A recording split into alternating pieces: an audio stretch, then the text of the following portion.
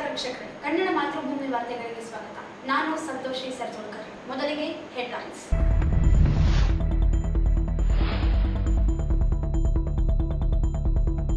ಮಾನವಿಯಲ್ಲಿ ಬೃಹತ್ ಆರೋಗ್ಯ ಮೇಳ. ಆರೋಗ್ಯ ರಕ್ಷಣೆ ಪ್ರತಿಯೊಬ್ಬರ ಜವಾಬ್ದಾರಿ. ದಿನೇಶ್ ಗುಂಡೂರಾವ್.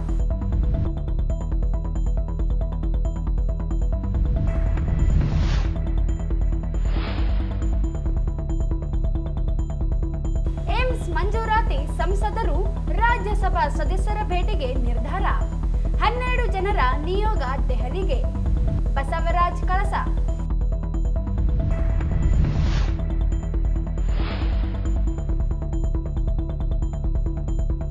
ಪರಿಶಿಷ್ಟ ಜಾತಿಗಳ ಒಳ ಮೀಸಲು ಜಾರಿಗೆ ಕಾಂಗ್ರೆಸ್ ಸರ್ಕಾರ ನಿರ್ಲಕ್ಷ್ಯ ವಿರೋಧಿಸಿ 19ರಂದು ಬೆಂಗಳೂರಿನಲ್ಲಿ ರ್ಯಾಲಿ. ಜೆಬಿ ರಾಜು.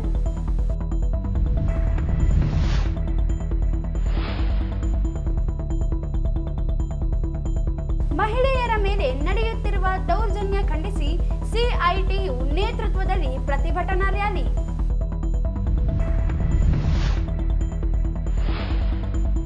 ಜನರ ನಡುವೆ ಜನತಾ ಪ್ರಣಾಳಿಕೆ. ಕಾಂಗ್ರೆಸ್, ಬಿಜೆಪಿ, ಜೆಡಿಎಸ್ನಿಂದ ಬದಲಾವಣೆ ಸಾಧ್ಯವಿಲ್ಲ. ಪರ್ಯಾಯ ರಾಜಕೀಯ ಅವಶ್ಯಕ. ಕೋಡಿಹಳ್ಳಿ ಚಂದ್ರಶೇಖರ್.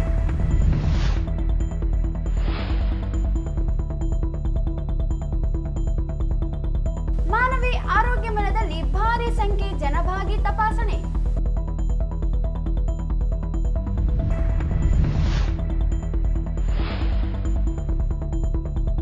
ಪಿಯುಸಿ ಪರೀಕ್ಷೆ 1420 ವಿದ್ಯಾರ್ಥಿಗಳ ಗೈರು.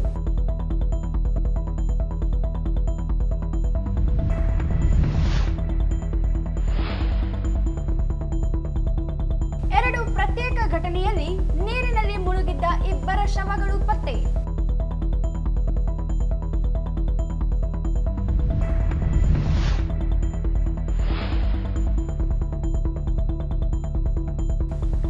ಹಾಡು ಹಗಲೇ ವ್ಯಕ್ತಿಯೋರ್ವನಿಗೆ ಚಾಕು ಇರಿದು ಕೊಲೆ. ವಾರ್ತೆಗಳ ವಿವರ. ಆರೋಗ್ಯದ ಕಡೆಗೆ ಹೆಚ್ಚಿನ ಗಮನ ಹರಿಸಿ ಒಳ್ಳೆಯ ಜೀವನ ನಡೆಸಿ ಎಂದು ಗ್ರಾಮೀಣ ಭಾಗದ ಜನರಿಗೆ ಆರೋಗ್ಯ ಮತ್ತು ಕುಟುಂಬ ಕಲ್ಯಾಣ ಸಚಿವ ದಿನೇಶ್ ಗುಂಡೂರಾವ್ ಹೇಳಿದರು. ಮಾನವಿ ಪಟ್ಟಣದ ಬಾಷು ಮಿಯಾ ಸಾಹುಕಾರ್ ಸರ್ಕಾರಿ ಪ್ರಥಮ ದರ್ಜೆ ಕಾಲೇಜಿನ ಆವರಣದಲ್ಲಿ ಆಯೋಜಿಸಿದ್ದ ಬೃಹತ್ ಆರೋಗ್ಯ ಮೇಳ ಉದ್ಘಾಟಿಸಿ ಮಾತನಾಡಿದರು. ಕಾಂಗ್ರೆಸ್ ಸರ್ಕಾರ ಬಡವರ ಆರೋಗ್ಯದ ದೃಷ್ಟಿಯಿಂದ ಅನೇಕ ಉಚಿತ ಶಿಬಿರ ನಡೆಸುವಂತೆ ಕೆಲಸ ಮಾಡುತ್ತಾ ಬಂದಿದೆ. ಆರೋಗ್ಯ ದೃಷ್ಟಿಯಿಂದ ಅನೇಕ ಯೋಜನೆ ಮಂಜೂರು ಮಾಡಿದೆ. ರಾಯಚೂರಿಗೆ ವಿಶೇಷವಾಗಿ 8 ಆರೋಗ್ಯ ಪ್ರಾಥಮಿಕ ಕೇಂದ್ರಗಳು ಮಂಜೂರು ಮಾಡಿದ್ದೇವೆ ಎಂದರು. ದೇವದುರ್ಗದಲ್ಲಿ ತಾಯಿ ಮಕ್ಕಳ ಆಸ್ಪತ್ರೆ ಕಟ್ಟಡ ನಿರ್ಮಾಣ ಮಾಡಲು ಚಿಂತನೆ ಇದೆ. ರಾಯಚೂರು ಕಲ್ಯಾಣ ಕರ್ನಾಟಕ ಭಾಗದ ಹಿಂದುಳಿದ ಭಾಗ ಪೌಷ್ಟಿಕ ವಿಚಾರದಲ್ಲಿ ಗಮನ ಹರಿಸಬೇಕು. ಗರ್ಭಿಣಿಯರ ಸಾವು ಹೆಚ್ಚಿನ ರೀತಿಯಲ್ಲಿ ನಡೆಯುತ್ತಿದ್ದು, ರಾಯಚೂರು ಭಾಗದಲ್ಲಿ ಇವೆಲ್ಲ ತಡೆಯುವ ನಿಟ್ಟಿನಲ್ಲಿ ಕ್ರಮ ಕೈಗೊಳ್ಳಬೇಕಾದ ಅಗತ್ಯವಿದೆ ಎಂದರು. ಹಾಗೂ ಪುರಸಭೆಯ ಅಧ್ಯಕ್ಷರು, ಮಾನ್ಯ ಸಂಸದರು, ಮಾನ್ಯ ಜಿಲ್ಲಾಧಿಕಾರಿಗಳು ಹಾಗೂ ಜಿಲ್ಲಾ ಮುಖ್ಯ ಕಾರ್ಯನಿರ್ವಾಹಕ ಅಧಿಕಾರಿಗಳು ಹಾಗೂ ಕುಟುಂಬ ಕಲ್ಯಾಣ ಇಲಾಖೆಯ ಉನ್ನತ ಮಟ್ಟದ ಅಧಿಕಾರಿಗಳು ಈಗ ತಮ್ಮ ಅಮೃತ ಹಸ್ತದಿಂದ ಈ ಕಾರ್ಯಕ್ರಮವನ್ನು ದೀಪ ಬೆಳಗಿಸುವ ಮೂಲಕ ವಿದ್ಯುಕ್ತವಾಗಿ ಚಾಲನೆ ನೀಡುವುದರ ಮೂಲಕ ಕಾರ್ಯಕ್ರಮವನ್ನು ಉದ್ಘಾಟಿಸ್ತಾ ಇದ್ದಾರೆ. ಒಂದು ಜೋರಾದ ಚಪ್ಪಾಳೆ ತಟ್ಟುವುದರ ಮೂಲಕ ಕಾರ್ಯಕ್ರಮಕ್ಕೆ ಕಂದ ಮಾನವಿ ಅವರು ಬೆಳ್ಳಿ ಖಡ್ಗ ನೀಡುವುದರ ಮೂಲಕ ಪುಷ್ಪವನ್ನು ಅರ್ಪಿಸಿ ಆತ್ಮೀಯವಾಗಿ ಸನ್ಮಾನವನ್ನ ಮಾಡಿ ಅಭಿನಂದಿಸ್ತಾ ಇದ್ದಾರೆ. ಒಂದು ಜೋರಾದ ಚಪ್ಪಾಳೆ ಶ್ರೀ ದಿನೇಶ್ ಗುಂಡೂರಾವ್ ಸರ್ ಅವರಿಗೆ ಅಭಿಮಾನಪೂರ್ವಕವಾಗಿರ್ತಕ್ಕಂಥ. ಅದೇ ರೀತಿಯಾಗಿ ಶ್ರೀ ಜಿ ಹಂಪಯ್ಯ ನಾಯ್ಕ ಅವರು NS ಬೋಸರ ಸರ್ ಅವರಿಗೆ ಆತ್ಮೀಯವಾಗಿರ್ತಕ್ಕಂಥ ಸನ್ಮಾನಿಸಿ ಅಭಿನಂದಿಸ್ತಾ ಇದ್ದಾರೆ. ಒಂದು ಜೋರಾದ ಚಪ್ಪಾಳೆ. ಈ ಒಂದು ಅಭಿಮಾನದ ಸಂಕೇತವಾಗಿ ಸನ್ಮಾನವನ್ನು ಇಂಪ್ಲಾಂಟ್ ಶಸ್ತ್ರಚಿಕಿತ್ಸೆಗೆ ಒಳಪಡ್ತಕ್ಕಂಥ ಫಲಾನುಭವಿಗಳಿಗೆ ಸುಮಾರು 20 ಲಕ್ಷ ಕಟ ಬಹಳ ಉಚಿತವಾಗಿ ಮಾಡ್ತಕ್ಕಂಥ ಮಾನ್ಯ ಸಚಿವರು, ಮಾನ್ಯ ಸಂಸದರು, ಮಾನ್ಯ ಸಚಿವರಿಂದ ದಂತಪಂಕ್ತಿಯ ವಿತರಣೆಯನ್ನ ಆಶಾ ಕಿರಣ ಕಾರ್ಯಕ್ರಮದ ಅಡಿಯಲ್ಲಿ ಮಾನ್ಯ ಸಚಿವರು ಆಗ್ತಾ ಇದೆ. ಬಸನಗೌಡ ಬೋತ್ನಾಳ. ನಮ್ಮ ರಾಜ್ಯದಲ್ಲಿ 2ನೇ ಬಾರಿಗೆ ಈ ಆರೋಗ್ಯ ಮೇಳವನ್ನು ನಾವು ಆಯೋಜನೆ ಮಾಡಿ ಮಾನ್ವಿ ತಾಲೂಕಿನಲ್ಲಿ ನಡೆಸ್ತಾ ಇದ್ದೀವಿ. ಪ್ರಥಮವಾದಂಥ ಆರೋಗ್ಯ ಮೇಳವನ್ನು ಚಾಮರಾಜನಗರ ಜಿಲ್ಲೆ ಕೊಳ್ಳೇಗಾಲದಲ್ಲಿ ನಾವು ಮಾಡಿದ್ದು. ಅಲ್ಲೂ ಕೂಡ ಬಹಳ ಯಶಸ್ವಿಯಾಗಿ ಆ ಕಾರ್ಯಕ್ರಮ ನಡೆದು ಸುಮಾರು 10ರಿಂದ 12,000 ಜನ ಆ ಒಂದು ಆರೋಗ್ಯ ಮೇಳದಲ್ಲಿ ಭಾಗಿಯಾಗಿದ್ದರು.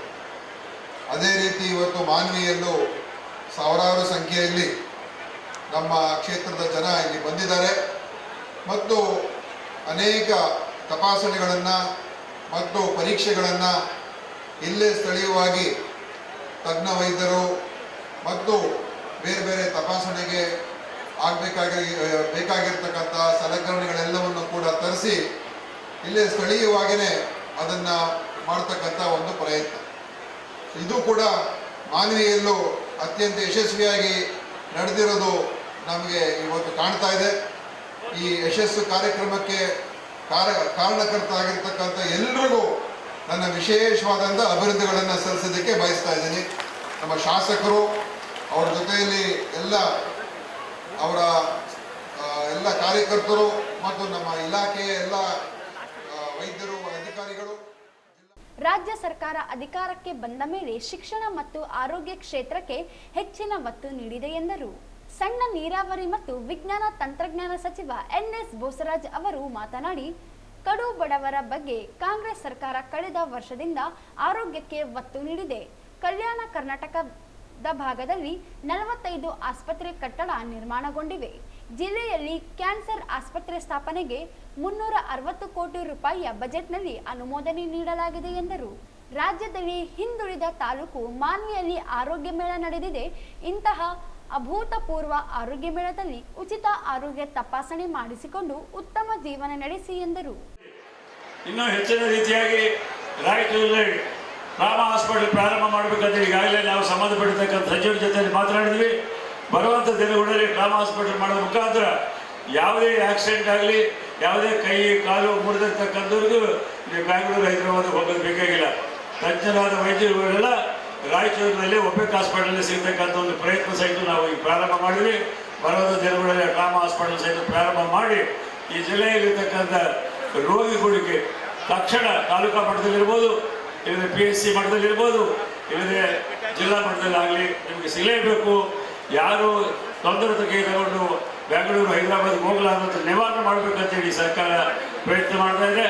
ಆ ದಿಶೆಯಲ್ಲಿ ಶ್ರೀಮಾನ್ ದಿನೇಶ್ ಗುಂಡೂರಾವ್ ನೇತೃತ್ವದ ಇಲಾಖೆ ಅವರೆಲ್ಲ ಅಧಿಕಾರಿಗಳು ಅತ್ಯಂತ ಪ್ರಾಮಾಣಿಕತೆಯಿಂದ ಅವರ ಪ್ರಯತ್ನದ ಮುಖಾಂತರ ಈ ಭಾಗದ ರೋಗಿಗಳಿಗೆ ಉತ್ತಮವಾದಂಥ ಕಾರ್ಯಕ್ರಮ ಮತ್ತು ಅವರಿಗೆ ಅನುಕೂಲವಾದಂಥ ಒಂದು ವಾತಾವರಣ ನಿರ್ಮಾಣ ಮಾಡತಕ್ಕಂಥ ಒಂದು ಪ್ರಯತ್ನ ಅವರು ಮಾಡ್ತಾ ಇದ್ದಾರೆ.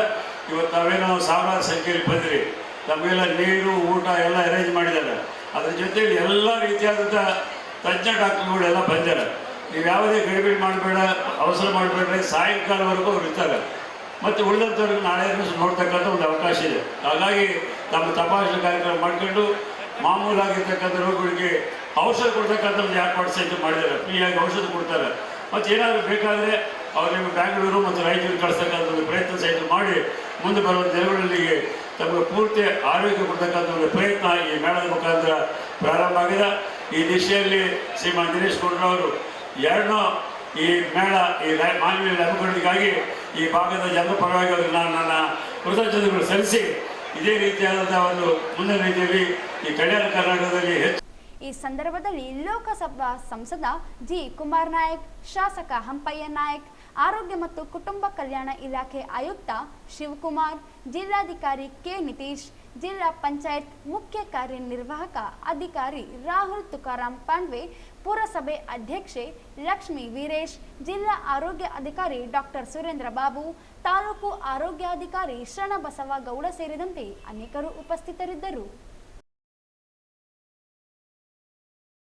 ರಾಯಚೂರಿನಲ್ಲಿ ಏಮ್ಸ್ ಸ್ಥಾಪಿಸಲು ರಾಜ್ಯದ ಎಲ್ಲಾ ಸಂಸದರು ಹಾಗೂ ರಾಜ್ಯಸಭಾ ಸದಸ್ಯರಲ್ಲಿ ಮನವಿ ಮಾಡಲು 12 ಜನ ಹೋರಾಟಗಾರರ ನಿಯೋಗ ದೆಹಲಿ ತೆರಳಿ ಭೇಟಿ ಮಾಡಿ ಮನವಿ ಮಾಡುವುದಾಗಿ ಏಮ್ಸ್ ಹೋರಾಟ ಸಮಿತಿ ಪ್ರಧಾನ ಸಂಚಾಲಕ ಬಸವರಾಜ್ ಕಳಸ ಹೇಳಿದರು. ಅವರಿಂದು ಮಾಧ್ಯಮಗೋಷ್ಠಿ ಉದ್ದೇಶಿಸಿ ಮಾತನಾಡಿ, ಏಮ್ಸ್ ಮಂಜೂರಾತಿಗೆ ಪ್ರಾರಂಭವಾಗಿರುವ ಹೋರಾಟ 1038 ದಿನಕ್ಕೆ ಕಾಲಿಟ್ಟಿದೆ. ಪಕ್ಷಾತೀತವಾಗಿ ಹೋರಾಟಕ್ಕೆ ಸ್ಫೂರ್ತಿದಾಯಕ ಬೆಂಬಲ ವ್ಯಕ್ತವಾಗಿದೆ. ಆದರೆ ಕೇಂದ್ರ ಸರ್ಕಾರ ಮತ್ತು ಬಿಜೆಪಿ ನಾಯಕರು ಮಾತ್ರ ಸ್ಪಂದಿಸುತ್ತಿಲ್ಲ. ಇತ್ತೀಚೆಗೆ ಹೋರಾಟ ಸ್ಥಳಕ್ಕೆ ಆಗಮಿಸಿದ ಶಾಸಕ ಡಾಕ್ಟರ್ ಶಿವರಾಜ್ ಪಾಟೀಲ್ ಏಮ್ಸ್ ಮಂಜೂರಾತಿಗೆ ಕೇಂದ್ರ ಸರ್ಕಾರದ ಬಳಿ ಪಕ್ಷದ ನಿಯೋಗ ವಿಜಯೇಂದ್ರ ನೇತೃತ್ವದಲ್ಲಿ ತೆರಳುವುದಾಗಿ ಹೇಳಿದರು. ಆದರೆ 40 ದಿನ ಕಳೆದರೂ ಯಾವುದೇ ನಿಯೋಗ ತೆರಳುವ ಪ್ರಕ್ರಿಯೆಗಳೇ ನಡೆದಿಲ್ಲ. ವೀರಾವೇಶದ ಮಾತುಗಳನ್ನಾಡಿದ ಶಾಸಕರು ನಿಯೋಗ ತೆರಳಲು ಮುಂದಾಗದೇ ಇರುವುದು ವಿಷಾದನೀಯ ಬೆಳವಣಿಗೆ. ತ್ವರಿತವಾಗಿ ನಿಯೋಗ ದೆಹಲಿ ಹೋಗಿ ಸರ್ಕಾರದ ಮೇಲೆ ಒತ್ತಡ ಹಾಕಬೇಕೆಂದರು.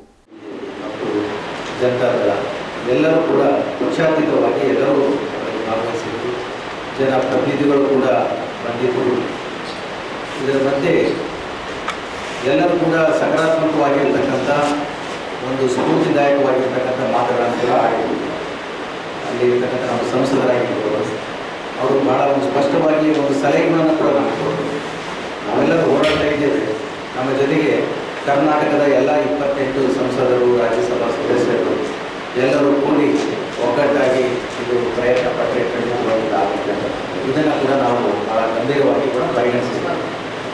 ಎರಡನೇದಾಗಿ ನಮ್ಮ ರಾಯಚೂರು ನಗರ ಶಾಸಕರಾಗಿರ್ತಕ್ಕಂಥ ಶ್ರೀ ಶಿವರಾಜ್ ಪಾಟೀಲ್ರು ಕೂಡ ಭಾಳ ಚೆನ್ನಾಗೇ ಮಾತಾಡಿದರು.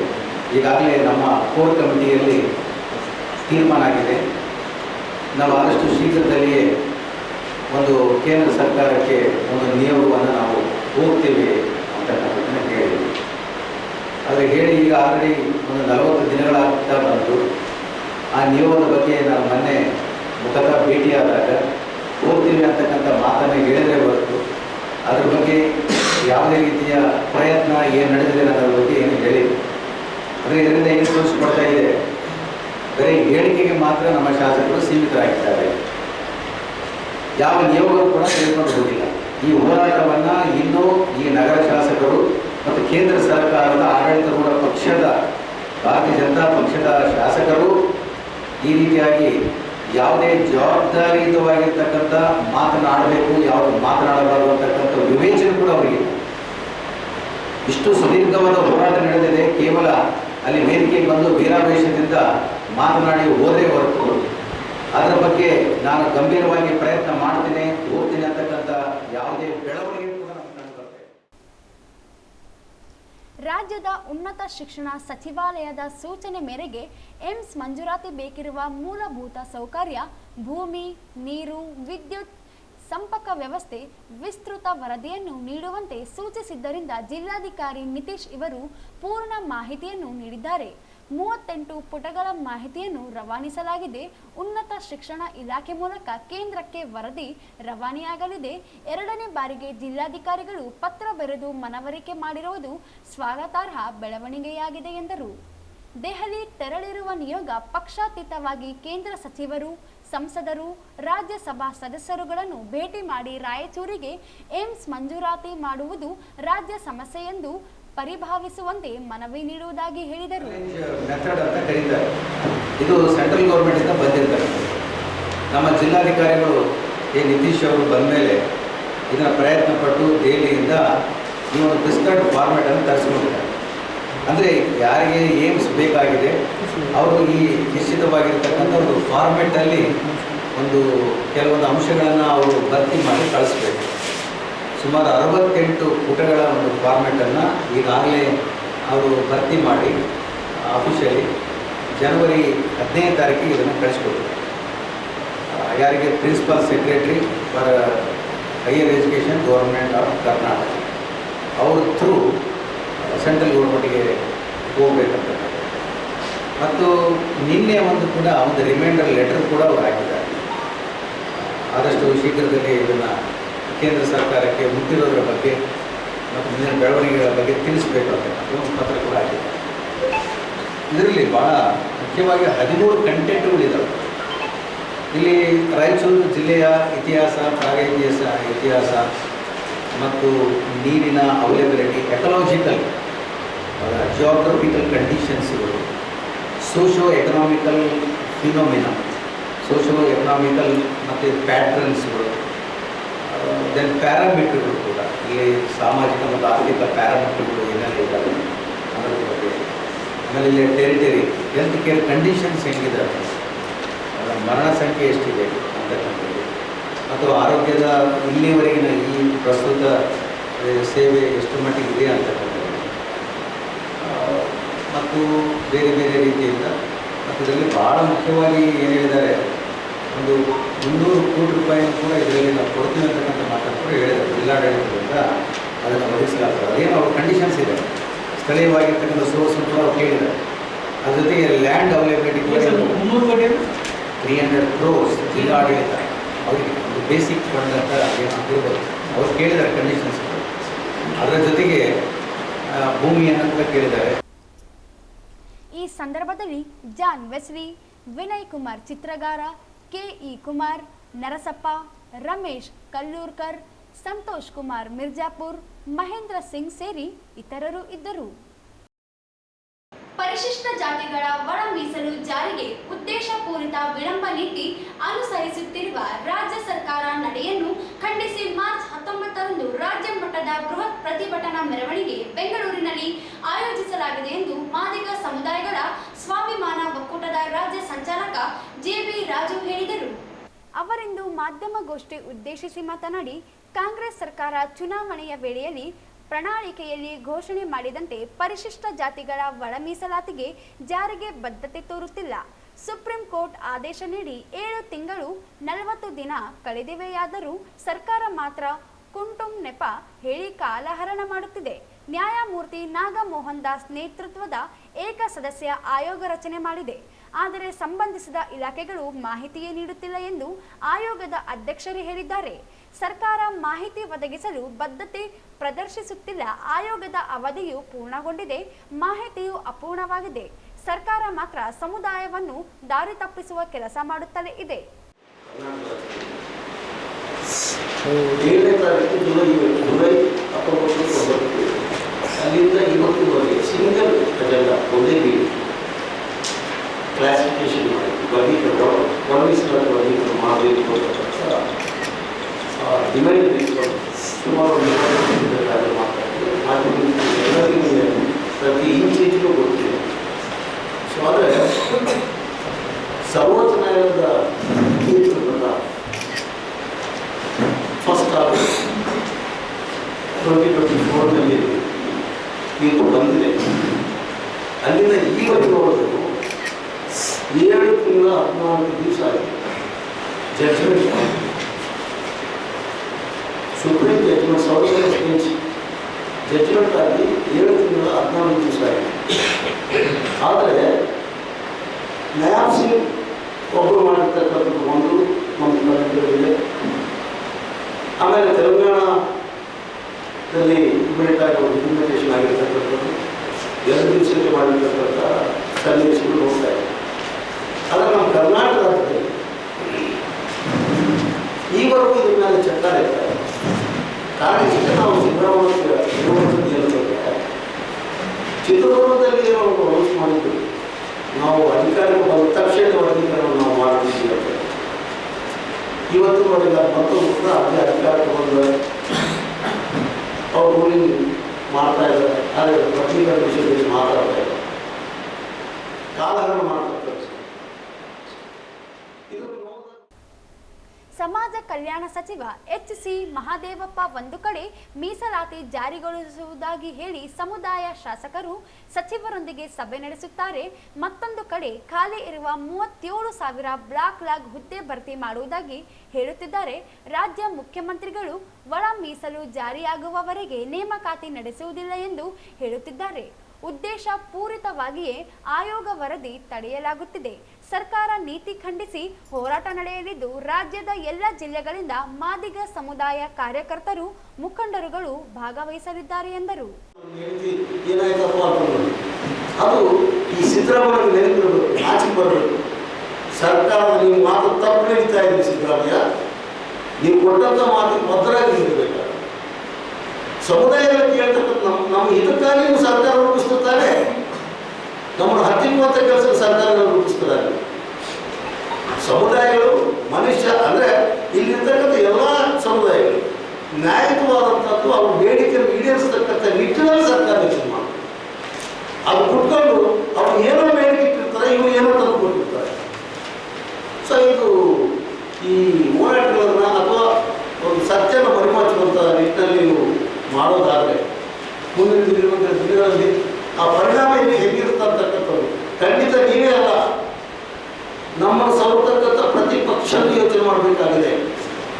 ಪ್ರತಿಯೊಬ್ಬರು ಪೊಲಿಟಿಕಲಿ ನೀವು ಏನೇನು ಪ್ಲಾನ್ಸ್ ಮಾಡಿದ್ರು ಖಂಡಿತ ನಾವು ಸಂಘಟನಾತ್ಮಕವಾಗಿ ನಾವು ಪ್ಲಾನ್ಸ್ ನಿಮ್ಗೆ ಹೆಂಗೆ ನಾವು ಆಟ ಆಡ್ಕೋಬೇಕು ನಮ್ಗೆ ಗೊತ್ತಿದೆ. ಸೊ ಹಾಗಾಗಿ ಈ ಕೂಡಲೇ ಈ ಸರ್ಕಾರ ನಮ್ಮ ಡಿಮ್ಯಾಂಡ್ಸ್ ಏನೇನು ಡಿಮ್ಯಾಂಡ್ಸ್ ಇರ್ತೀವಿ ನಾವು ಸರ್ವೋಚ್ಚ ನ್ಯಾಯಾಲಯದ ಆದೇಶನ ಇಂಪ್ಲಿಮೆಂಟ್ ಮಾಡಿ ದತ್ತಾಂಶಗಳು ಅಂತಂದ್ರೆ ನೀವು ಕೇಳುವಾಗ ಈಗಾಗಲೇ ನಾವು ದತ್ತಾಂಶ ಅಂತ ನೀವು ಹೇಳೋದಂದ್ರೆ ಈ ನಿಗಮಗಳನ್ನು ಮಾಡಲ್ಲ on the base of what base the corporation has maintain. Banjara ನಿಗಮ ಮಾಡಿರಿ, ಯಾವ ಬೇಸ್ ಮೇಲೆ ಮಾಡ್ತೀರಿ? ಜಾಮೂರು ನಿಗಮ ಮಾಡಿರಿ, ಯಾವ ಬೇಸ್ ಮೇಲೆ ಮಾಡಿರಿ? ಬೋಡಿ ನಿಗಮ ಮಾಡಿರಿ, ಯಾವ ಬೇಸ್ ಮೇಲೆ ಮಾಡಿರಿ? ಕೊರಬಕೊರ್ತಿ ನಿಗಮ ಮಾಡಿರಿ, ಯಾವ ಬೇಸ್ ಮೇಲೆ? ಅಂದ್ರೆ ಬೇಸ್ ಆಫ್ ಪಾಪ್ಯುಲೇಷನ್ ಆ ಸಮುದಾಯ ಎಷ್ಟು ಜನ ಇದೆ. ಮತ್ತೋರ್ವ ಮುಖಂಡ ಶಿವರಾಯ ಅಕ್ಕರಕಿ ಮಾತನಾಡಿ, ಕಾಂಗ್ರೆಸ್ ಸರ್ಕಾರ ಚುನಾವಣೆಯಲ್ಲಿ ಕೊಟ್ಟ ಮಾತು ಉಳಿಸಿಕೊಳ್ಳುವಲ್ಲಿ ವಿಫಲವಾಗಿದೆ. ಸುಪ್ರೀಂ ಕೋರ್ಟ್ ಆದೇಶವನ್ನು ಸಹ ಪಾಲಿಸದೆ ಸುಳ್ಳು ಭರವಸೆ ನೀಡುತ್ತಿದೆ. ಒಳ ಮೀಸಲು ಜಾರಿ ಮಾಡಿ ಇಲ್ಲ ಕುರ್ಚಿ ಬಿಡಿ ಹೋರಾಟ ನಡೆಸಲಾಗುತ್ತದೆ. ಸರ್ಕಾರ ಸ್ಪಂದಿಸದೆ ಹೋದಲ್ಲಿ ಮುಂಬರುವ ಜಿಲ್ಲಾ ಮತ್ತು ತಾಲೂಕು ಪಂಚಾಯಿತಿ ಚುನಾವಣೆಯಲ್ಲಿ ಕಾಂಗ್ರೆಸ್ ಪಕ್ಷದ ಅಭ್ಯರ್ಥಿಗಳ ವಿರುದ್ಧ ಹೋರಾಟ ನಡೆಸಲಾಗುತ್ತದೆ ಎಂದರು. ಆದರೂ ಕೂಡ ನೀವೇನು ಮಾಡ್ತಾ ಇದ್ದೀರಿ ಅಂದ್ರೆ ಉದ್ದೇಶಪೂರ್ವಕವಾದಂಥ ವಿಳಂಬ ನೀತಿಯನ್ನು ಅನುಸರಿಸ್ತಾ ಇದ್ದೀರಿ. ಮತ್ತೊಂದು ಕಡೆಗೆ ಮಾನ್ಯ ಸಮಾಜ ಕಲ್ಯಾಣ ಸಚಿವರಾಗಿರ್ತಕ್ಕಂಥ ಎಚ್.ಸಿ. ಮಾದೇವಪ್ಪನವ್ರು ಏನು ಮಾಡ್ತಾ ಇದ್ದಾರೆ ಅಂದ್ರೆ ಒಂದು ಕಡೆಗೆ ಸರ್ಕಾರದ ಒಳಗಡೆ ಸಚಿವರಾಗಿ ಕೂತ್ಕೊಂಡು ಯಾವುದೇ ನೇಮಕಾತಿಗಳನ್ನು ಮಾಡಕ್ಕಿಲ್ಲ ಅಂತೇಳಿ ಸಚಿವ ಸಂಪುಟ ತೀರ್ಮಾನ ತಗೊಳ್ತಾರ. ಹೊರಗಡೆ ಬಂದ್ಬಿಟ್ಟು ನಾವು ಬ್ಯಾಕ್ಲಾಗ್ ಹುದ್ದೆಗಳನ್ನು ತುಂಬುತ್ತೀವಿ ಅಂತ ಪತ್ರಿಕಾ ಹೇಳಿಕೆ ಮೇಲೆ ಹೇಳಿಕೆಯನ್ನು ಕೊಡ್ತಾ ಇದ್ದಾರೆ.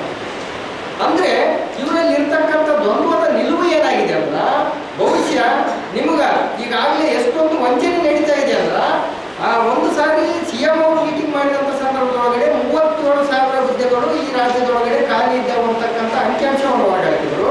ಅದಾದ ನಂತರ ಏನಪ್ಪ ಅಂದ್ರೆ ನಾವು ಯಾವುದೇ ಹುದ್ದೆಗಳನ್ನು ತುಂಬಿಕೊಳ್ಳಂತ ಹೇಳಿಬಿಟ್ಟು ಈಗಾಗಲೇ ಏನು ಹುದ್ದೆಗಳಿಗೆ ನೇಮಕಾತಿಗಳಿಗೆ ಕರೆದಿದ್ರಲ್ಲ, ಪ್ರತಿ ಹುದ್ದೆ ನೇಮಕಾತಿ ಕರೆದಾಗ ಕೂಡ ಒಂದು ಕೆಲವು ಕಂಡೀಷನ್ಗಳು ಇರ್ತಾವೆ. ಅದರೊಳಗಡೆ ಒಂದು ಮೇನ್ ಕಂಡೀಷನ್ ಏನಂದ್ರೆ ಈ ಹುದ್ದೆಗಳ ಸಂಖ್ಯೆ ಹೆಚ್ಚು ಅಥವಾ ಕಡಿಮೆ ಆಗಬಹುದು. ನೀವು 30 ಕರೆದಿರ್ತಕ್ಕಂಥ ಹುದ್ದೆಗಳನ್ನು 300 ಹೆಚ್ಚು ಮಾಡ್ತಾ ಇದ್ದೀರಿ, 400 ಹೆಚ್ಚು ಮಾಡ್ತಾ ಇದ್ದೀರಿ, 500 ಹೆಚ್ಚು ಮಾಡ್ತಾ ಇದ್ದೀರಿ. ಹೆಚ್ಚು ಕಡಿಮೆ 30,000 ಹುದ್ದೆಗಳನ್ನು ತುಂಬಿಕೊಳ್ತಕ್ಕಂಥ ಆಂತರಿಕ ಪಿತೂರಿ ಈಗಾಗಲೇ ನಡೆಸಿದ್ದೀರಿ ಒಂದು ಕಡೆ. ಮತ್ತೊಂದು ಕಡೆ ಏನು ಮಾಡ್ತಾ ಇದ್ದೀರಿ ಅಂದ್ರೆ ಬ್ಯಾಕ್ಲಾಗಿನಲ್ಲಿ ಉಳಿದಿರ್ತಕ್ಕಂಥ ಅಲ್ಪ ಸ್ವಲ್ಪ ಹುದ್ದೆಗಳು ಈಗಾಗಲೇ ಬಹುತೇಕ ತುಂಬಿಕೊಂಡಿದ್ದೀರಿ. ಅಲ್ಪ ಸ್ವಲ್ಪ ಹುದ್ದೆಗಳೇನಪ್ಪ ಅಂದ್ರೆ ತುಂಬಿಕೊಳ್ಳೋದಕ್ಕೋಸ್ಕರ ಅಧಿಕಾರಿಗಳನ್ನ ಗುರಿ ಮಾಡ್ತಾ ಇದ್ದೀರಿ. ನೀವು ತುಂಬಿಕೊಂಡಿಲ್ಲ ಅಂದ್ರೆ ಆ ಇಲಾಖೆ ಅಧಿಕಾರಿಗಳನ್ನ ಹೊಣೆಗಾರ ಮಾಡಿ ನಿಮ್ಮನ್ನು ಅಮಾನತುಗೊಳಿಸ್ತೀವಿ ಅಂತಕ್ಕಂಥ ಮಾತನ್ನು ಹೇಳ್ತಾ ಇದ್ದೀವಿ. ಮಾನ್ಯ ಸಚಿವರೇ, ನಿಮಗೊಂದು ಪ್ರಶ್ನೆ ಇದೆ ನಮಗೆ ಮಾಧ್ಯಮದ ಮುಖಾಂತರ. ನೀವು ಈ ಮಾತನ್ನು ಏನು ಹೇಳ್ತಾ ಇದ್ದೀರಲ್ಲ, ಈಗಾಗಲೇ ಏನಂದ್ರೆ ನಾಗಮೋಹನ್ ದಾಸ್ ಅವರ ಆಯೋಗವನ್ನು ನೇಮಕ ಮಾಡಿದ್ದೀರಿ. ಆಯೋಗದವರು ಒಂದು ಫಾರ್ಮೆಟ್ ಕೊಟ್ಟು ಈಗಾಗಲೇ 2 ತಿಂಗಳ ಕಳೆದಿದೆ, ಮಾಹಿತಿ ಕೊಡ್ರಿ ಅಂತ ಯಾವೊಬ್ಬ ಅಧಿಕಾರಿ ಕೂಡ ಸರಿಯಾದ. ಈ ಸಂದರ್ಭದಲ್ಲಿ DSS ವಿಭಾಗೀಯ ಉಪಾಧ್ಯಕ್ಷ ರಂಗಪ್ಪ ಕೋತಿಗುಡ್ಡ, ಅರ್ಜುನ ಕೊಪ್ಪರ, ರಮೇಶ್ ಸೂಗುರಾಳ, ಮೌನೇಶ್, ಚಂದ್ರಶೇಖರ್ ಇನ್ನಿತರರು ಇದ್ದರು. ದೇಶದಲ್ಲಿ ಮಹಿಳೆಯರ ಮೇಲಿನ ದೌರ್ಜನ್ಯದ ಪ್ರಮಾಣ ಹೆಚ್ಚಳವಾಗುತ್ತಿದೆ. ಕೌಟುಂಬಿಕ ಹಿಂಸೆಯ ಕಾರಣದಿಂದ ಮಹಿಳೆಯು ತೀವ್ರ ಶೋಷಣೆಗೆ ಒಳಗಾಗುತ್ತಿದ್ದಾಳೆ. ದುಡಿಯುವ ಮಹಿಳೆಯರ ಹಕ್ಕುಗಳ ಮೇಲೆ ಸರ್ಕಾರವು ದಾಳಿ ಮಾಡುತ್ತಿದ್ದು, ಈ ಹಿನ್ನೆಲೆಯಲ್ಲಿ ಅಂತಾರಾಷ್ಟ್ರೀಯ ಮಹಿಳಾ ದಿನಾಚರಣೆಯ ನಿಮಿತ್ತ ಪ್ರತಿಭಟನಾ ದಿನಾಚರಣೆಯನ್ನು ಆಚರಿಸಿ ಮಹಿಳೆಯರ ವಿವಿಧ ಬೇಡಿಕೆ ಈಡೇರಿಕೆಗೆ ಒತ್ತಾಯಿಸಿ CITU ದುಡಿಯುವ ಮಹಿಳೆಯರ ಸಮನ್ವಯ ಸಮಿತಿ ವತಿಯಿಂದ ಪ್ರತಿಭಟನಾ ರ್ಯಾಲಿ ನಡೆಸಿದರು. ನಗರದ ಸಾರ್ವಜನಿಕ ಉದ್ಯಾನವನದಿಂದ ತಹಶೀಲ್ದಾರ್ ಕಚೇರಿಯವರೆಗೆ ರ್ಯಾಲಿ ನಡೆಸಿ ನಂತರ ಮನವಿ ಸಲ್ಲಿಸಿದರು. ಮಹಿಳೆಯರಿಗೆ ಉದ್ಯೋಗಗಳನ್ನು ಒದಗಿಸಲು ಖಚಿತಪಡಿಸಬೇಕು. ಮಹಿಳೆಯರನ್ನು ಕಾರ್ಮಿಕರು ಅಥವಾ ರೈತರು ಎಂದು ಪರಿಗಣಿಸಿ ಅವರ ಕೆಲಸವನ್ನು ಗುರುತಿಸಿ, ವೇತನವಿಲ್ಲದ ಮಹಿಳೆಯರನ್ನು ಗುರುತಿಸಿ ಅವರು GDPಗೆ ತಮ್ಮ ಕೊಡುಗೆ ಕೊಡುವಂತೆ ಮಾಡಬೇಕು. ಸ್ಕೀಮ್ಗಳಲ್ಲಿ ಗೌರವ ಧನದಲ್ಲಿ ಕೆಲಸ ಮಾಡುವ ಕಾರ್ಮಿಕರೆಂದು ಗುರುತಿಸಿ 45ನೇ ILC ಪ್ರಕಾರ ಕನಿಷ್ಠ ವೇತನ, ಸೇವಾ ಭದ್ರತೆ, ಗ್ರ್ಯಾಡ್ಯುಟಿ ಸೌಲಭ್ಯಗಳನ್ನು ನೀಡಬೇಕು. ಎಲ್ಲ ಮಹಿಳೆಯರಿಗೂ ಮುಪ್ಪಿನ ರಜೆ, ಹೆರಿಗೆ ಸೌಲಭ್ಯ ಮತ್ತು ವ್ಯವಸ್ಥೆ ಖಚಿತಪಡಿಸಬೇಕು ಎಂದು ಮನವಿ ಮಾಡಿದರು. ನೌಕರರಿಗೆ ಕನಿಷ್ಠ ವೇತನ ಕೊಡಲೇಬೇಕು. CITU ಮತ್ತು ದುಡಿಯುವ ಮಹಿಳೆಯರ ಸಮನ್ವಯ ಸಮಿತಿ ಹೋರಾಟಕ್ಕೆ ಜಯವಾಗಲಿ.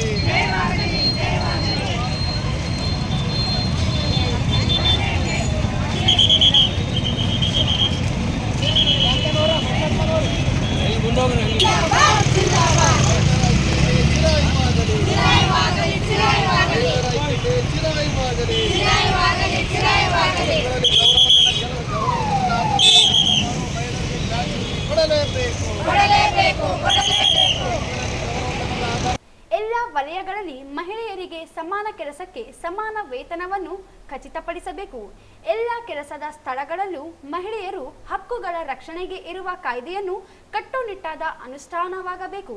ಕೆಲಸದ ಸ್ಥಳಗಳಲ್ಲಿ ಮಹಿಳೆಯರಿಗೆ ಸುರಕ್ಷತಾ ಕ್ರಮಗಳನ್ನು ಖಚಿತಪಡಿಸಬೇಕು. ಮಹಿಳೆಯರಿಗೆ ರಾತ್ರಿ ಪಾಳೆಯ ಕೆಲಸ ಕೈಬಿಡುವುದು ಸೇರಿದಂತೆ ವಿವಿಧ ಬೇಡಿಕೆ ಈಡೇರಿಕೆಗೆ ಒತ್ತಾಯಿಸಿದರು.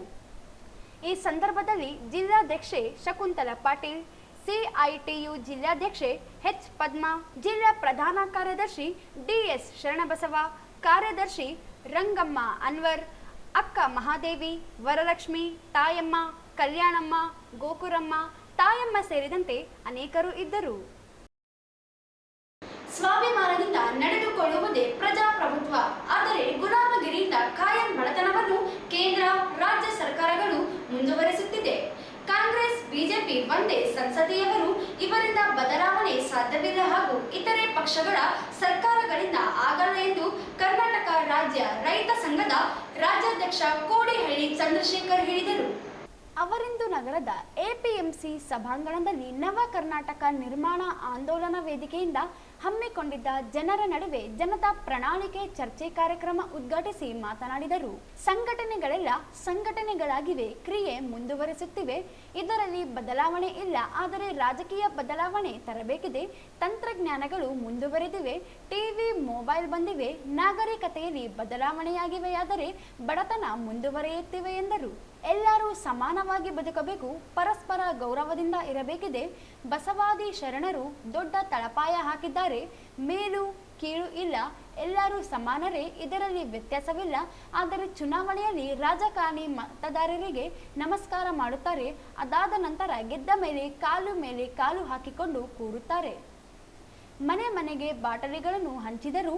ಚುನಾವಣೆಗಳಲ್ಲಿ ಮದ್ಯವನ್ನು ಅಭ್ಯಾಸ ಮಾಡಿಸಿ ಮದ್ಯದ ದರ ಹೆಚ್ಚಿಸಿದ್ದಾರೆ ಎಂದು ಟೀಕಿಸಿದರು. ದಿನೇಶ್ ಗುಂಡೂರಾವ್ ಆರೋಗ್ಯವನ್ನು ಕೊಡಲು ಬಂದಿಲ್ಲ, ಹೆಂಡ ಕುಡಿಸೋಕೆ ಬಂದಿದ್ದಾರೆ. ಸಿದ್ದರಾಮಯ್ಯಗೆ ನೈತಿಕತೆ ಇಲ್ಲ, ಆರ್ಥಿಕ ಆರೋಗ್ಯವನ್ನು ಹದಗೆಡಿಸಿದ್ದಾರೆ. 2028ಕ್ಕೆ ನವ ಕರ್ನಾಟಕ ನಿರ್ಮಾಣ ಆಂದೋಲನ ವೇದಿಕೆ ಅಧಿಕಾರಕ್ಕೆ ಬಂದರೆ ಇಡೀ ರಾಜ್ಯದಲ್ಲಿ ಮದ್ಯವನ್ನು ಸಂಪೂರ್ಣ ಬಂದ್ ಮಾಡಲಾಗುವುದು ಎಂದರು. ಅಡಿಯೋದ್ರಷ್ಟೊತ್ತಿಗೆ ಗರ್ಭಕೋಶದ ಕ್ಯಾನ್ಸರ್ಗಳು ಶುರುವಾಗುತ್ತೆ.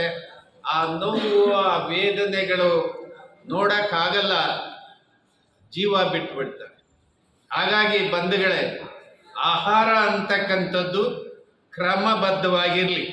ನಿಮಗೆ ಅಂಡ ಕುಡಿಬೇಕು, ಸಂಜೆ ಆಯ್ತಂತ ಹೇಳಿ ಕಾಡಕ್ಕೆ ಶುರುವಾಗುತ್ತಲ್ಲ, ಸರಿಯಾಗಿ ಒಂದು ಹಣ್ಣು, ಒಂದು ಹಾಲು ಮೊಸರು, ಒಂದು ಬೇಳೆ ಕಾಳು, ನೀವೇನೋ ರೂಢಿ ಇದ್ದರೆ ವಾರಕ್ಕೋ ಅಥವಾ 3 ದಿವಸಕ್ಕೋ 4 ದಿವಸಕ್ಕೋ ಮಾಂಸ ತಿನ್ನೋರು ಅಥವಾ ಸಿಹಿ ತಿನ್ನೋರು ವಾರದಲ್ಲಿ 1 ಸಾರಿನೋ 2 ಸಾರಿನೋ ಸಿಹಿ ತಿನ್ನೋದು, ಇದನ್ನು ಕ್ರಮಬದ್ಧವಾಗಿ ನೀವು ನಿಮ್ಮ ಕುಟುಂಬ ಮಕ್ಕಳು ರೂಢಿ ಮಾಡಿಕೊಂಡ್ರೆ ಆ ಆರೋಗ್ಯ 100 ಕಾಲ ಚೆಂದಾಗಿರ್ತದೆ.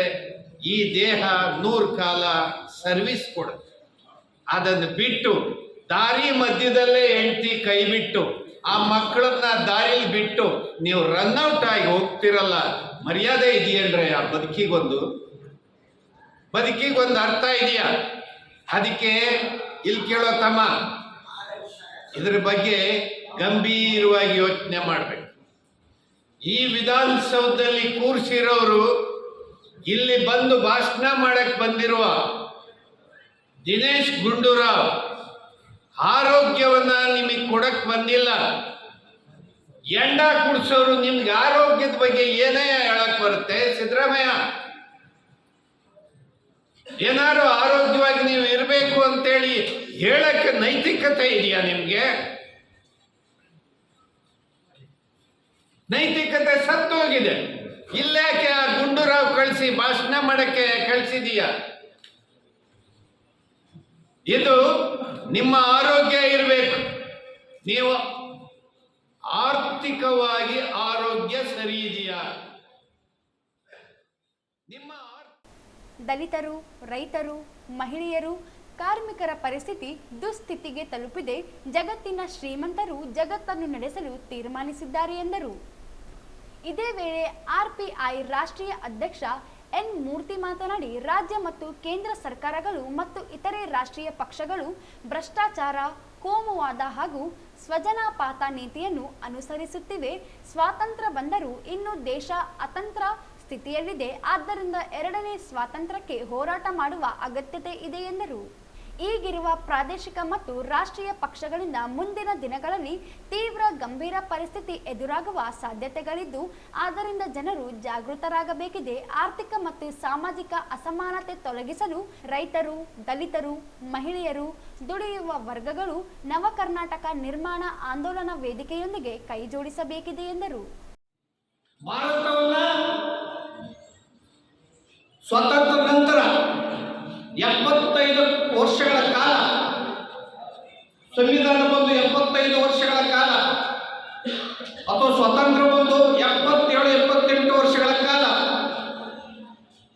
ಈ ದೇಶವನ್ನು ಆಳದಂತಹ 3 ರಾಷ್ಟ್ರೀಯ ಪಕ್ಷಗಳೇನಿದ್ದಾವೆ, ಇದಕ್ಕೆ ಎಂಪಿಗಳು 545 ಎಂಪಿಗಳು ನಿರಂತರವಾಗಿ ಆಡಳಿತವನ್ನು ಮಾಡಿದ್ದಾರೆ. 4120 ಎಂಎಲ್ಎಗಳು ಇಡೀ ದೇಶಾದ್ಯಂತ ರಾಜ್ಯಾದ್ಯಂತ ಆಡಳಿತವನ್ನು ಮಾಡ್ತಾ ಇದ್ದಾರೆ. ಆದರೆ ಈ ದೇಶದಲ್ಲಿ ಬಡತನ ನಿರ್ಮೂಲನೆ ಆಗಲಿಲ್ಲ, ನಿರುದ್ಯೋಗ ನಿರ್ಮೂಲನೆ ಆಗಲಿಲ್ಲ, ಅಸ್ಪೃಶ್ಯತೆ ಅಸಮಾನತೆ ಹೋಗ್ಲಾಡಿಸಕ್ಕೆ ಸಾಧ್ಯ ಆಗಲಿಲ್ಲ. ಬಾಬಾ ಸಾಹೇಬ್ ಅಂಬೇಡ್ಕರ್ ಅವರು ಹೇಳ್ತಾರೆ, ನಾವು ಜನವರಿ 1956 ಜನವರಿ 26, 1950ರಂದು ನಮಗೆ ನಾವೇ ಸಂವಿಧಾನವನ್ನು ಅರ್ಪಣೆ ಮಾಡ್ಕೊಂತ ಇದ್ದೇವೆ. ಆ ಸಂವಿಧಾನದಲ್ಲಿ ಅನೇಕ ವೈವಿಧ್ಯಗಳಿದೆ. ರಾಜಕೀಯ ಸಮಾನತೆಯನ್ನು ಕೊಟ್ಟು ಮಾಡಲಾಗಿದೆ, ಆದರೆ ಆರ್ಥಿಕವಾಗಿ ಸಾಮಾಜಿಕವಾಗಿ ಅಸಮಾನತೆ ಮುಂದುವರಿಯುತ್ತದೆ. ಆರ್ಪಿಐ ರಾಜ್ಯಾಧ್ಯಕ್ಷ ಮೋಹನ ರಾಜ್ ಮಾತನಾಡಿ, ಕಾಂಗ್ರೆಸ್, ಬಿಜೆಪಿ ಹಾಗೂ ಜೆಡಿಎಸ್ ಪಕ್ಷಗಳು ಚುನಾವಣೆ ಸಂದರ್ಭದಲ್ಲಿ ರೈತರ ಪರವಾಗಿ ಕೆಲಸ ಮಾಡುತ್ತೇವೆ ಎಂದು ಹೇಳಿಕೆ ನೀಡಿದ್ದರೂ ಅದರಂತೆ ನಡೆದುಕೊಂಡಿಲ್ಲ. ದೇಶದಲ್ಲಿ ಹಿಂದಿ ಹೇರಿಕೆಯಾಗುತ್ತಿದೆ. ಕೆಲವು ರಾಜ್ಯಗಳಿಗೆ ಹಿಂದಿ ಕಲಿಯದಿದ್ದರೆ ಅನುದಾನ ನೀಡಲ್ಲ ಎಂದು ಎದುರಿಸಲಾಗುತ್ತಿದೆ. ದಕ್ಷಿಣ ರಾಜ್ಯಗಳ ಮೇಲೆ ಕೇಂದ್ರ ದಬ್ಬಾಳಿಕೆ ಮಾಡುತ್ತಿದೆ. ತ್ರಿಭಾಷಾ ಸೂತ್ರ ಅನುಸರಣೆ ಬಗ್ಗೆ ಕೇಳಲು ಕಾಂಗ್ರೆಸ್ಗೆ ಅವರ ಹೈಕಮಾಂಡ್ಗೆ ಬೇಕಂತೆ ಎಲ್ಲ ಸರ್ಕಾರದ ಕಾರ್ಖಾನೆಗಳು ಮಾರಾಟವಾಗುತ್ತಿವೆ ಎಂದರು.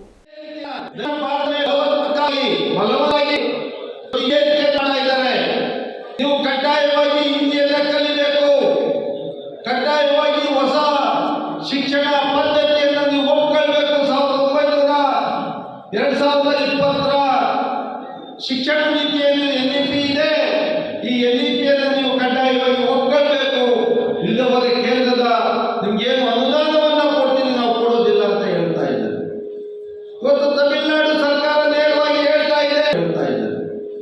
ಇವತ್ತು ತಮಿಳುನಾಡು ಸರ್ಕಾರ ನೇರವಾಗಿ ಹೇಳ್ತಾ ಇದೆ, ಇಲ್ಲ ನಾವು ನಿಮ್ಮ NEPಯನ್ನು ಒಪ್ಕೊಳ್ಳೋದಿಲ್ಲ. ಸಂವಿಧಾನದಲ್ಲಿ ಏನಾದರೂ ಆ ರೀತಿ ಹೇಳಿದೆಯಾ? ಅರೆ ಇದೊಂದು ಒಕ್ಕೂಟ ವ್ಯವಸ್ಥೆ, ಎಲ್ಲ ರಾಜ್ಯಗಳು ಸೇರಿ ಕೇಂದ್ರ ಸರ್ಕಾರ ಆಗಿರ್ತಕ್ಕಂಥದ್ದು.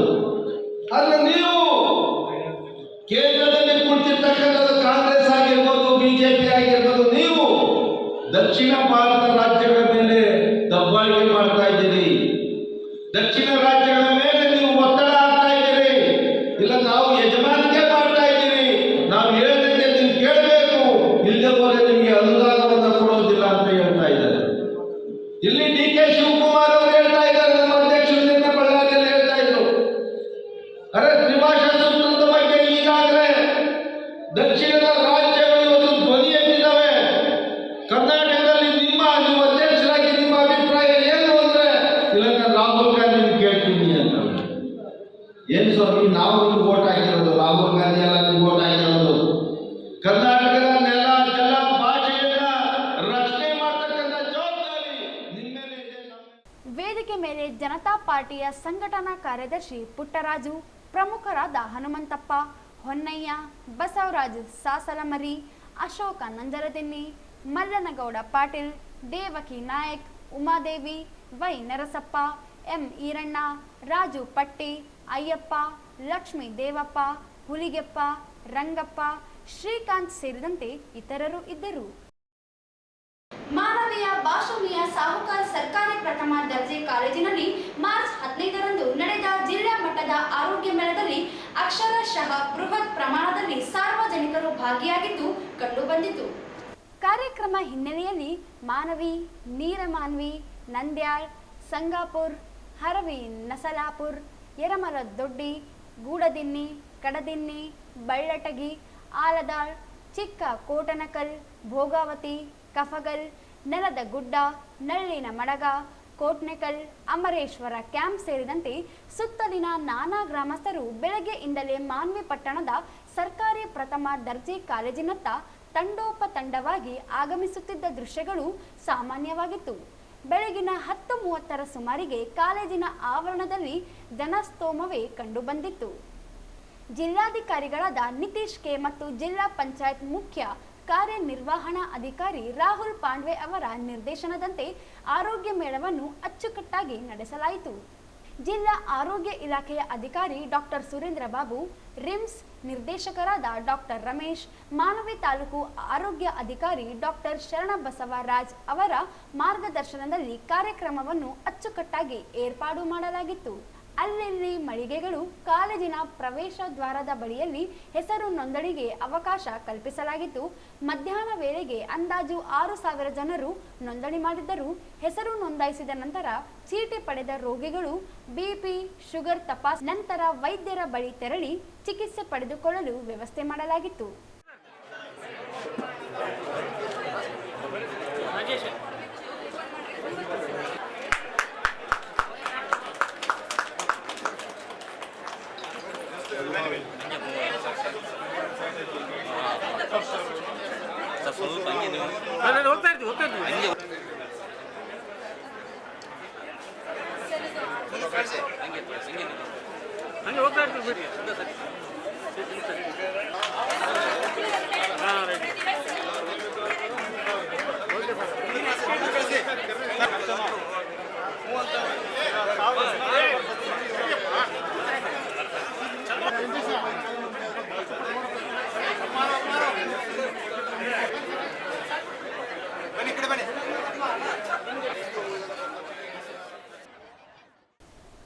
ಬ್ಲಾಕ್ ವಾರು ಮಳಿಗೆಗಳು ಎ ಬ್ಲಾಕ್ನಲ್ಲಿ ನೋಂದಣಿಗೆ, ಬಿ ಬ್ಲಾಕ್ನಲ್ಲಿ ತಪಾಸಣೆಗೆ ಏರ್ಪಾಡು ಮಾಡಲಾಗಿತ್ತು. ಸಿ ಬ್ಲಾಕ್ನಲ್ಲಿ ವೈದ್ಯಕೀಯ ವಿಭಾಗ, ಹೃದ್ರೋಗ ತಪಾಸಣಾ ವಿಭಾಗ, ನರರೋಗ ತಜ್ಞ ವಿಭಾಗ, ಮೂತ್ರಪಿಂಡ ವಿಭಾಗ, ಕ್ಯಾಸ್ಟೋ ಇಂಟ್ರೋಲಾಜಿ ವಿಭಾಗ, ಆಂಕೋಲಾಜಿ, ಮಾನಸಿಕ ರೋಗ ತಜ್ಞ ವಿಭಾಗ, ಕರ್ನಾಟಕ ಮೆದುಳಿನ ಅಸರೋಗ್ಯ ಉಪಕ್ರಮ ವಿಭಾಗ, ಮಕ್ಕಳ ತಜ್ಞ ವಿಭಾಗ ಮತ್ತು ಚರ್ಮ ರೋಗ ತಜ್ಞ ವಿಭಾಗದಡಿ ರೋಗಿಗಳಿಗೆ ಚಿಕಿತ್ಸೆ ನೀಡಲಾಯಿತು. ಅದೇ ರೀತಿ ಡಿ ಬ್ಲಾಕ್ನಲ್ಲಿ ಶಸ್ತ್ರಚಿಕಿತ್ಸಾ ತಜ್ಞ ವಿಭಾಗ, ಕಿವಿ, ಮೂಗು, ಗಂಟಲು ವಿಭಾಗ, ನೇತ್ರ ತಜ್ಞ ವಿಭಾಗ, ಎಲುಬು ಕೀಲು ತಜ್ಞ ವಿಭಾಗ, ದಂತ ತಜ್ಞ ವಿಭಾಗ, ಭಾರತೀಯ ಆಯುಷ್ ವೈದ್ಯ ವಿಭಾಗ ಮತ್ತು ಯೋಗ ವಿಭಾಗಕ್ಕೆ ವ್ಯವಸ್ಥೆ ಮಾಡಲಾಗಿತ್ತು. ಸಚಿವರಿಂದ ವೀಕ್ಷಣೆ. ಆರೋಗ್ಯ ಸಚಿವರಾದ ದಿನೇಶ್ ಗುಂಡೂರಾವ್, ಎನ್ಎಸ್ ಬೋಸರಾಜ್, ಸಂಸದರಾದ ಕುಮಾರ್ ನಾಯಕ್, ಶಾಸಕರಾದ ಹಂಪಯ್ಯ ನಾಯಕ್ ಅವರು ಬೆಳಗ್ಗೆ ಮಾನ್ವಿ ಪಟ್ಟಣಕ್ಕೆ ಆಗಮಿಸಿ ಬೃಹತ್ ಆರೋಗ್ಯ ಮೇಳದ ಸ್ಥಳಕ್ಕೆ ಆಗಮಿಸಿ ಕಾರ್ಯಕ್ರಮದ ವೀಕ್ಷಣೆ ನಡೆಸಿದರು. ಇದೇ ವೇಳೆ ವಿವಿಧ ವಿಭಾಗಗಳ 30 ಕೌಂಟರ್ಗಳ ವೀಕ್ಷಣೆ ನಡೆಸಿದರು. ಊಟದ ವ್ಯವಸ್ಥೆ. ಆರೋಗ್ಯ ಮೇಳದ ಸ್ಥಳದಲ್ಲಿ ಕೌಂಟರ್ ಅಳವಡಿಸಿ ಊಟದ ವ್ಯವಸ್ಥೆ ಮಾಡಲಾಗಿತ್ತು. ಗೋಧಿ ಹುಗ್ಗಿ, ಅನ್ನ, ಸಾಂಬಾರು ನೀಡಲಾಯಿತು. ಅಲ್ಲಲ್ಲಿ ಕುಡಿಯುವ ನೀರಿನ ಟ್ಯಾಂಕರ್ಗಳನ್ನು ನಿಲ್ಲಿಸಲಾಗಿತ್ತು. ಎಕ್ಸ್ರೇ, ಸ್ಕ್ಯಾನಿಂಗ್ ವ್ಯವಸ್ಥೆ. ಆಯಾ ವಿಭಾಗಗಳಲ್ಲಿ ತಪಾಸಣೆ ಬಳಿಕ ಎಕ್ಸ್ರೇ, ಸ್ಕ್ಯಾನಿಂಗ್ ಮಾಡಿಸಲು ಸಹ ಸ್ಥಳದಲ್ಲಿ ವ್ಯವಸ್ಥೆ ಮಾಡಲಾಗಿತ್ತು. ಇದಕ್ಕಾಗಿ ಮೊಬೈಲ್ ವೈದ್ಯಕೀಯ ಘಟಕದ ವಾಹನಗಳನ್ನು ನಿಲ್ಲಿಸಲಾಗಿತ್ತು. ಹಲವು ಮಾಹಿತಿಯ ಆರೋಗ್ಯ ಮಳಿಗೆ.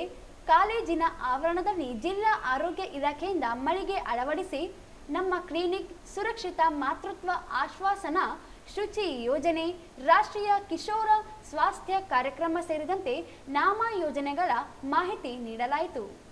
ಅಂಗನವಾಡಿಯ ವಿಶೇಷ ಮಳಿಗೆ. ಮಾನವಿ ತಾಲೂಕಿನ 50 ಅಂಗನವಾಡಿ ಕಾರ್ಯಕರ್ತೆಯರು ಸೇರಿ ವಿಶೇಷ ಮಳಿಗೆ ಹಾಕಿದ್ದರು. ಪೌಷ್ಟಿಕ ಆಹಾರದ ವಿವರ, ಶಾಲಾ ಸಿದ್ಧತೆಯ ಆಯಾಮಗಳು, ಸಂಪೂರ್ಣತಾ ಅಭಿಯಾನ ಕಾರ್ಯ, ಬೇಟಿ ಬಚಾವೋ ಬೇಟಿ ಪಢಾವೋ, ಮಿಷನ್ ವಾತ್ಸಲ್ಯ ಕಾರ್ಯಕ್ರಮಗಳ ಮಾಹಿತಿ ಫಲಕಗಳನ್ನು ಅಳವಡಿಸಿ ಮಾಹಿತಿ ನೀಡಿದರು. ಜನತೆಗೆ ಅನುಕೂಲವಾಯಿತು. ಮಾನ್ವಿಯಲ್ಲಿ ನಡೆದ ಆರೋಗ್ಯ ಮೇಳದಿಂದ ಮಾನವಿ ಪಟ್ಟಣ ಸೇರಿದಂತೆ ಸುತ್ತಲಿನ ಗ್ರಾಮದ ಅಸಂಖ್ಯ ಸಾರ್ವಜನಿಕರಿಗೆ ಸಾಕಷ್ಟು ಅನುಕೂಲವಾಯಿತು. ಮಾನ್ಯ ಸಚಿವರು, ಸಂಸದರು, ಶಾಸಕರು, ಜಿಲ್ಲಾಧಿಕಾರಿಗಳು, ಜಿಲ್ಲಾ ಪಂಚಾಯತ್ ಸಿಇಒ ಹಾಗೂ ಆರೋಗ್ಯ ಸೇರಿದಂತೆ ಇನ್ನಿತರ ಇಲಾಖೆಯ ಅಧಿಕಾರಿಗಳಿಗೆ ಅಭಿನಂದನೆ ಹೇಳುತ್ತೇವೆ ಎಂದು ಭೋಗಾವತಿ ಪಂಚಾಯಿತಿಯ NRLMನ ಶಿವಲೀಲಾ ಮತ್ತು LCRP ಭೂಮಿಕಾ ಅವರು ಅಭಿಪ್ರಾಯಪಟ್ಟರು.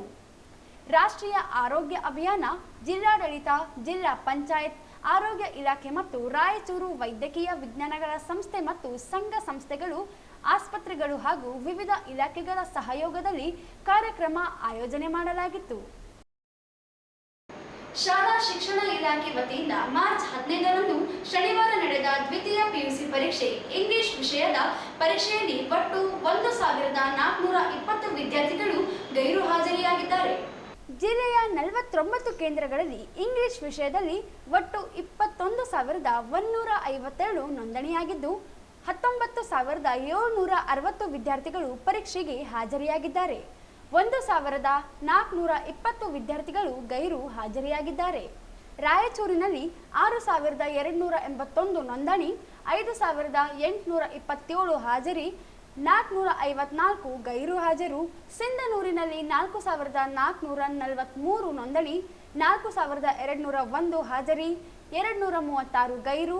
ಮಾನ್ವಿಯಲ್ಲಿ 2,133 ನೋಂದಣಿ, 1,999 ಹಾಜರಿ, 134 ಗೈರು.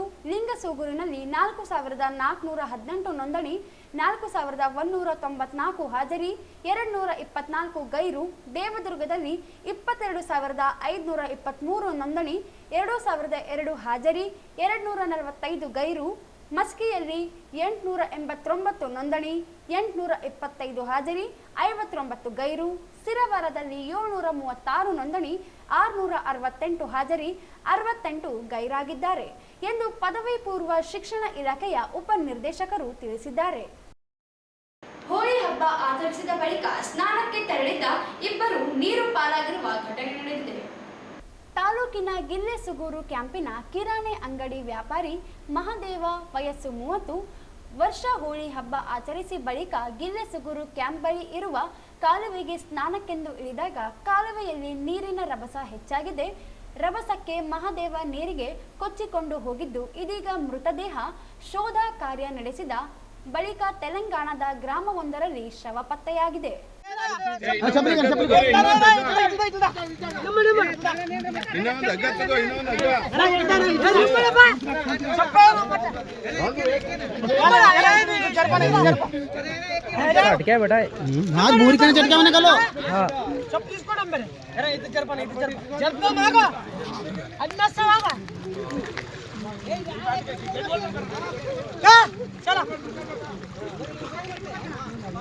गाड़ी कुंजी भी ऐसी है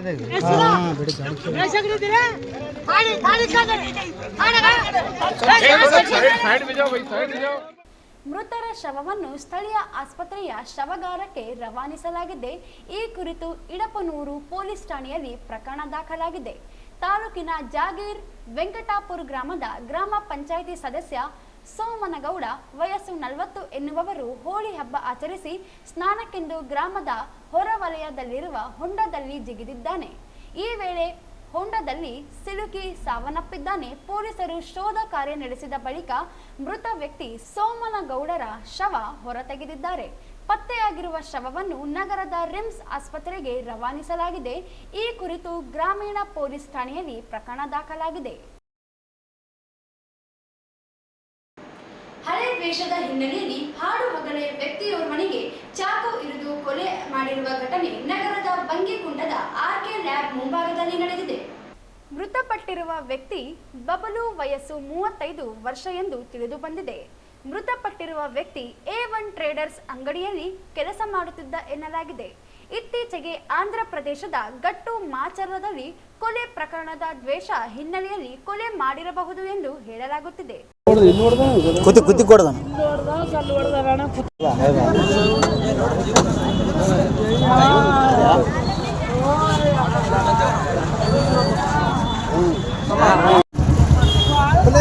hospital ambulance phone number police station के माधे में बेटा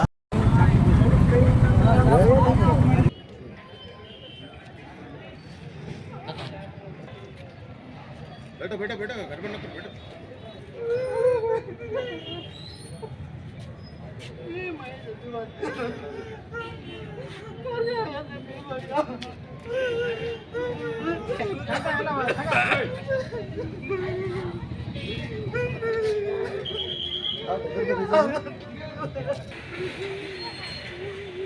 ಘಟನೆ ವಿವರ ಬಂಗೇಕುಂಟದ ಪ್ರದೇಶದಲ್ಲಿ ನಿಂತಿದ್ದ ಮೃತ ಬಬಲುಗೆ ಚಾಕುವಿನಿಂದ ಇರಿಯಲಾಗಿದೆ.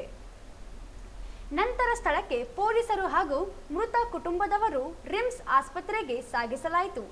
ಆಸ್ಪತ್ರೆಯಲ್ಲಿ ಚಿಕಿತ್ಸೆ ಫಲಕಾರಿಯಾಗದೆ ಮೃತಪಟ್ಟಿದ್ದಾರೆ. ಸ್ಥಳಕ್ಕೆ ಡಿಎಸ್ಪಿ ಸತ್ಯನಾರಾಯಣ್, ಸದರ್ ಬಜಾರ್ ಪೊಲೀಸ್ ಠಾಣೆಯ ಸಿಪಿಐ ಉಮೇಶ್ ಕಾಂಬ್ಳೆ ಪರಿಶೀಲನೆ ನಡೆಸಿದರು. ಈ ಕುರಿತು ಸದರ್ ಬಜಾರ್ ಪೊಲೀಸ್ ಠಾಣೆ ವ್ಯಾಪ್ತಿಯಲ್ಲಿ ಘಟನೆ ನಡೆದಿದೆ. ಕೊನೆಯಲ್ಲಿ ಮತ್ತೊಮ್ಮೆ ಹೆಡ್ಲೈನ್ಸ್.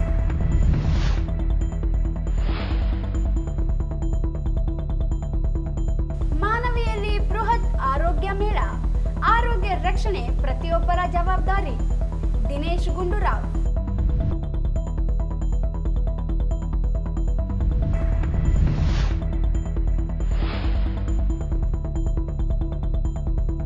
ಏಮ್ಸ್ ಮಂಜೂರಾತಿ, ಸಂಸದರು ರಾಜ್ಯಸಭಾ ಸದಸ್ಯರ ಭೇಟಿಗೆ ನಿರ್ಧಾರ. 12 ಜನರ ನಿಯೋಗ ದೆಹಲಿಗೆ. ಬಸವರಾಜ್ ಕಳಸ.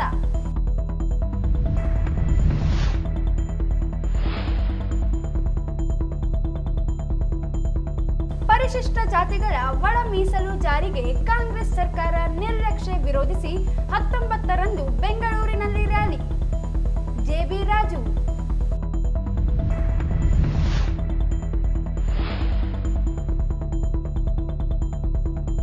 ಮಹಿಳೆಯರ ಮೇಲೆ ನಡೆಯುತ್ತಿರುವ ದೌರ್ಜನ್ಯ ಖಂಡಿಸಿ ಸಿಐಟಿಯು ನೇತೃತ್ವದಲ್ಲಿ ಪ್ರತಿಭಟನಾ ರ್ಯಾಲಿ.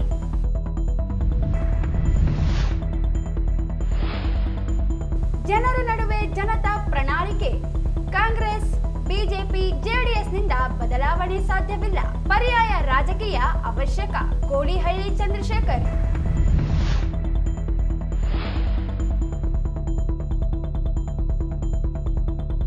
ಮಾನವಿ ಆರೋಗ್ಯ ಮೇಳದಲ್ಲಿ ಭಾರಿ ಸಂಖ್ಯೆ ಜನಭಾಗಿ ತಪಾಸಣೆ.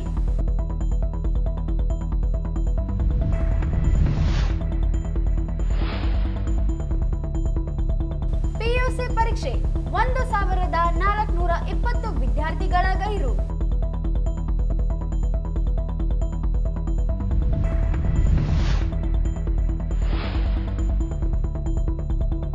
ಎರಡು ಪ್ರತ್ಯೇಕ ಘಟನೆಯಲ್ಲಿ ನೀರಿನಲ್ಲಿ ಮುಳುಗಿದ್ದ 2 ಶವಗಳು ಪತ್ತೆ.